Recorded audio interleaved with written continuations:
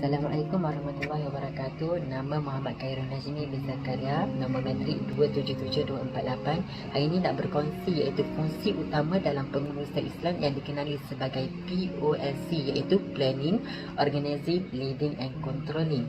Yang mana yang kita tahu pengurusan merupakan satu aktiviti dalam menguruskan sumber dan tugas untuk mencapai objektif yang telah kita tentukan. Adalah merupakan satu sistem yang sangat lengkap, sistematik dan berlandaskan Al-Quran dan Sunnah, hadis Rasulullah SAW serta syariat-syariat yang telah ditetapkan oleh Islam. Oleh itu, kita sebagai orang Islam wajib menguruskan sesuatu berlandaskan syariat Islam yang sangat-sangat dituntut agar mendapat keredaan Allah Subhanahu Wa Taala dalam setiap perkara yang kita lakukan dan dalam setiap perkara yang kita rancang. Yang pertama adalah perancangan. Perancangan ialah satu proses untuk memilih misi dan visi serta objektif agar dapat mencapai matlamat yang hendak dicapai dalam perancangan yang dibuat. Niat dengan ikhlas dalam setiap perancangan yang dibuat, kerana setiap perkara Allah akan melihat berdasarkan niatnya. Firman Allah Subhanahu Wa Taala dalam surah Al-Imran ayat ke-54. Allah berfirman dalam Al-Quran, dan mereka merancang iaitu tipu daya, Allah juga merancang iaitu membalas tipu daya, dan Allah sebaik-baik perancangan iaitu membalas tipu daya. Jadi walaupun kita merancang, Allah juga merancang, dan sebaik-baik perancangan adalah perancangan Allah Subhanahu Wa Taala. Oleh itu, kita perlu yakin dan berserah kepada Allah agar segala perancangan berjalan dengan lancar, dan sebaik-baik perancangan, ingat, adalah perancangan Allah Subhanahu Wa Taala adalah sebaik-baik perancangan. Jadi apa yang kita rancang dalam setiap perancangan, ingat, sebaik-baik perancangan adalah perancangan Allah Subhanahu Wa Taala. Jadi yakin dalam diri agar setiap perancangan yang kita buat, ingat perancangan Allah Subhanahu Wa Taala adalah sebaik-baik perancangan. Seterusnya adalah organisation, iaitu menyusun. Jadi dalam setiap perkara kita perlu menyusun dengan teratur dan sistematik setiap gerak kerja yang kita hendak lakukan, kerana segala perkara perlu susun dengan teliti apa yang kita hendak lakukan. Terutamanya kita perlu mewujudkan ataupun menyusun setiap gerak kerja dalam organisasi dengan mewujudkan leader management team yang akan membantu dalam setiap gerak kerja perancangan dalam sebuah agensi, yang mana leader management team ini akan membantu bidan untuk menguruskan segala perancangan yang kita lakukan dan menyusun segala jadual-jadual dan pelaksanaan dalam sebuah organisasi. Jadi organisasi ini sangat penting untuk kita menguruskan suatu perkara dengan teliti, sistematik, dan agar setiap perkara itu berjalan dengan lancar. Fungsi yang ketiga ialah leading, iaitu memimpin. Kita sebagai pemimpin perlulah memberi dorongan dan memberi motivasi serta pengaruh kepada orang bawahan kita agar dapat mempengaruhi segala gerak kerja yang dilakukan oleh pekerja kita dengan lebih baik. Di dalam Islam sendiri, kepimpinan sangat dipandang tinggi. Firman Allah Subhanahu Wa Taala, wa'ati'ullah wa'ati'ur rasul wa ulil amri minkum, yang bermaksud taatilah Allah, taatilah Rasul, dan taatilah pemimpin di kalangan kamu. Ini bermakna pemimpin menjadi autoriti kepada orang lain yang dipandang sangat tinggi dan mulia oleh Islam, yang mana ciri-ciri ini seorang pemimpin perlulah berlandaskan syariat Islam yang telah ditetapkan oleh Islam. Antaranya seorang yang mampu menanggung tanggungjawab seorang pemimpin berdasarkan agama Islam dan syariat yang ditetapkan oleh Islam itu sendiri.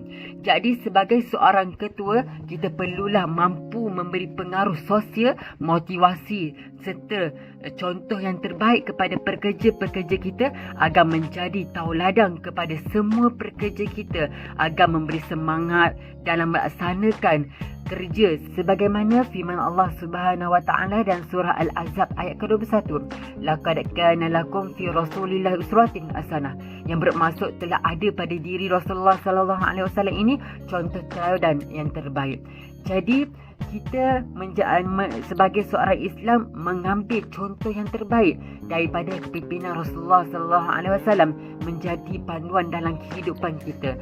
Oleh itu, dalam Islam sendiri menggariskan beberapa panduan dalam memilih pemimpin, antaranya menunjukkan akhlak yang baik seperti mana pemimpin-pemimpin dahulu, antaranya pemimpin Khulafa Ar-Rasyidin dan juga Sultan Muhammad Al-Fatih. Yang mana Sultan Muhammad Al-Fatih, yang mana kita tahu dalam Islam sendiri kepimpinan yang terbaik adalah kepimpinan Sultan Muhammad Al-Fatih itu sendiri, yang mana dia mengatur dan melaksanakan segala perancangan sebagai pemimpin dengan meletakkan Allah Subhanahu Wa Taala dan syariat Islam itu di hadapan kepimpinannya dalam pemimpinannya. Jadi oleh itu setiap kepimpinan yang berlandaskan syariat Islam akan mendapat keredaan oleh Allah Subhanahu Wa Taala. Fungsi yang seterusnya controlling, iaitu mengawal. Sebagai pengurus, tanggungjawab utama ialah memastikan